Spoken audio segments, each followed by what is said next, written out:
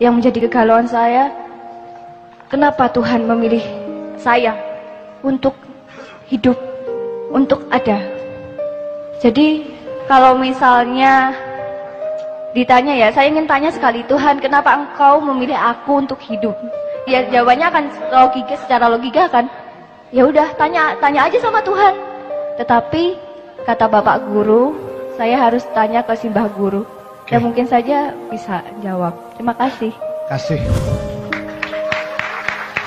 Kita niati aja karena sekarang tinggal 20 menit kurang. Kita niati maksimal sampai setengah 4. Sisan. Saya harus singkat dan saya mohon izin Sabrang dan Mas Suko untuk ikut mengingatkan. Tapi saya pasti tidak akan saya uraikan terlalu mendalam.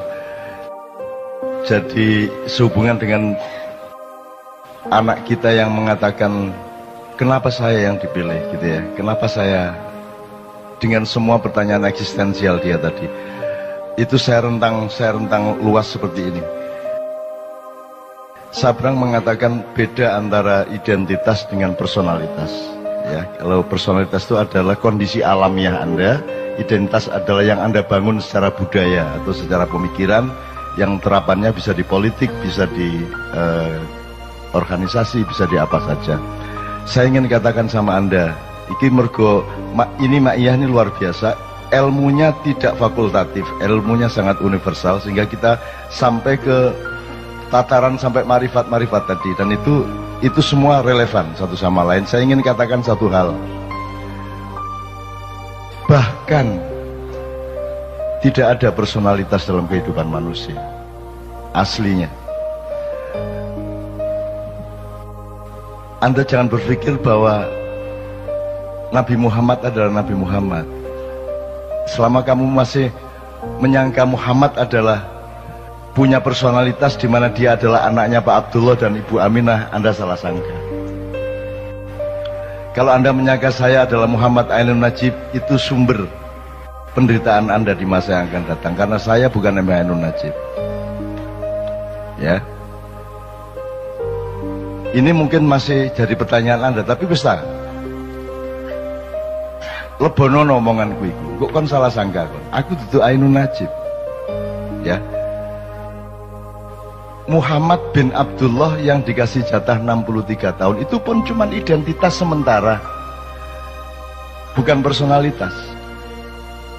Itu identitas, dia harus dilahirkan secara fisik dan harus dari bapak ibu tertentu, karena ada keperluan untuk mendatangkan Al-Quran bagi seluruh umat manusia di bumi. Jadi itu identitas yang sangat sederhana dan hanya dibatasi 63 tahun.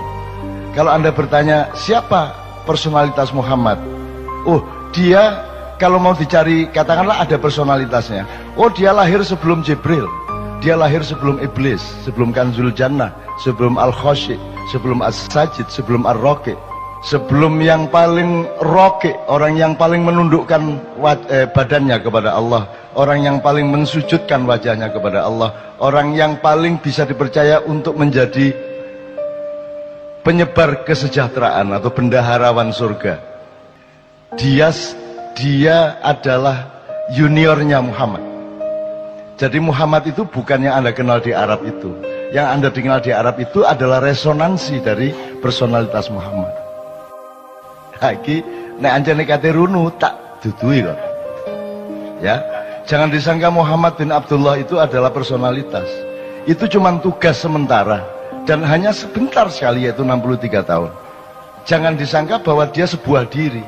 Dia hanya sebuah peran. Ya, Mas. Kalau dicari, oke, kalau masih ada personalitasnya, ya Nur Muhammad, cahaya Muhammad, Big Bang kata orang modern. Di mana Allah menciptakan cipratan cahaya yang kemudian menjadi kumparan-kumparan, terus kemudian membelah-belah menjadi planet-planet dan galaksi-galaksi, satelit-satelit dan matahari-matahari. Jadi Muhammad itu lahir sebelum alam semesta. Muhammad itu lahir sebelum Iblis, apalagi Jibril. Maka Jibril itu adalah juniornya Muhammad. Maka kapan saja Muhammad memanggil Jibril, Jibril akan datang. Bahkan Iblis yang disuruh berperan untuk menjadi musuhnya manusia dan musuhnya Muhammad itu bisa dipanggil, didawui, ditimbali oleh Muhammad kapan saja, dan apapun yang ditanyakan oleh Muhammad dijawab oleh iblis dengan sejujur-jujurnya. Kalau dia benar-benar musuh, dia tidak akan menjawab sejujur-jujurnya. Dia hanya berperan. Jadi iblis itu cuma identitas, bukan personalitas. Anda jangan salah sangka. Nah, kalau dikejar lagi, sebenarnya tidak ada Nur Muhammad. Itu bukan personalitas, tidak ada diri yang sejati kecuali Allah itu sendiri subhanahu wa ta'ala. Yang lain bukan diri, yang lain hanya cipratan dari diri sejati. Cetok ya? Jadi kon iku aja tak gopoh karo awakmu dhewe. Kok aku anggitmu kon iku ono ta? Kon iku gak ono. Iku mek kun wis kon mari ono gak ono, mari ono gak ono. Gak ono masalah. Jadi awakmu gak usah perhatian sama dirimu. Dirimu itu tidak penting. Dan saya hidup itu bekalnya adalah yakin bahwa aku tidak penting. Yakin bahwa bukan aku ini yang akan jadi pusat perhatianku. Di dalam diriku tidak ada aku. Di dalam diriku tidak ada Ainun Najib. Karena sudah penuh cinta. Dan cintaku tidak boleh aku tujukan kepada diriku sendiri yang sementara bernama Ainun Najib. Di dalam diriku tidak ada diriku. Gitu loh. Lagi nak diterusno kon tambah pecah ndasmu, utangnya akeh. Dikae puisi-puisi jam 3 esuk. Wes, nek disederhanakan gini. Di dalam diri Karwo ada apa? Seharusnya di dalam diri Karwo itu penuh urusan Jawa Timur, betul enggak? Selain itu tidak ada di dalam diri Karwo.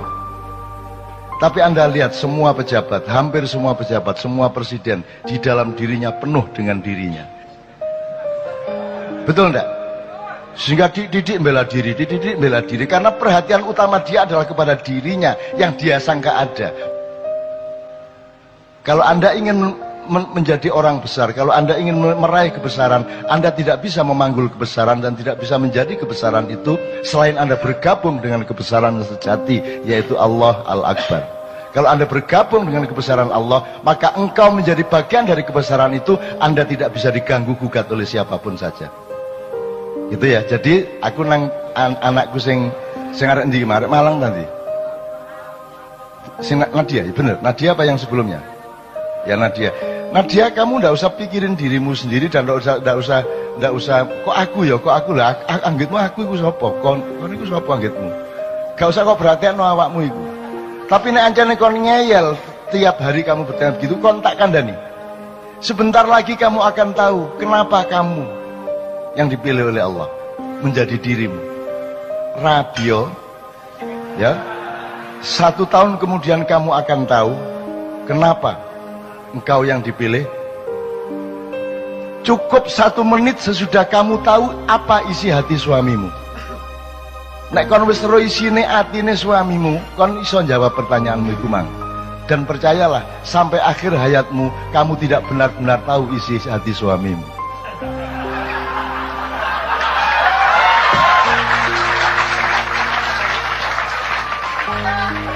Wis ta aja adik percaya karo sapa-sapa kejaba karo Gusti Allah.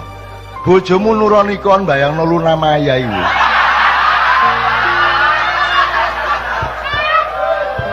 Jadi sudahlah, jadi kamu jangan tuntut suamimu kayak apapun dan jangan tuntut dirimu kayak apapun. Penuhilah dirimu dengan pekerjaan-pekerjaan dan perbuatan baik yang Allah perintahkan. Jadi dirimu adalah perbuatan baikmu itu, bukan Nadianya, bukan yang kamu sangka dirimu itu. Jadi orang yang masih sedih, orang yang masih pesimis, orang yang masih tidak punya semangat adalah orang yang salah sangka terhadap dirinya sendiri. Dan karena dia salah sangka kepada dirinya sendiri, maka dia juga salah sangka kepada dunia, dia salah sangka kepada apa saja, apalagi kepada Allah Subhanahu wa taala. Dia pasti salah sangka. Wes ya. Cik iso diterusno iki, tapi cukup ya. Cukup. Jangan salah sangka kamu. Jadi dirimu itu ndak usah anu lah, ndak usah peduli lah. Aku gak peduli kok. Aku gak peduli karo awakku. Karena aku sepi, karena kadang-kadang aku ingat aku ini seolah-olah aku, tapi kemudian lupa lagi karena aku harus ketemu dengan bang-bang wetan. Nanti pulang dari sini naik mobil, dolek rawon, rada eling meneh. Loh aku ndek endi rek? Ngono kan? Nah itu saya itu mengalami kesepian terus menerus. Dan kesepian itu aku perlukan. Aku topong rame rek. Kamu pikir kalau riuh rendah suara itu tidak sepi? Semakin riuh rendah semakin sepi. Kalau engkau berada di dalam dirimu yang sejati, yang jauh di lubuk jiwamu itu. Mulane wong Jawa duwe topong rame, gitu loh rek ya. Nah, tapi iki wis cukup lah.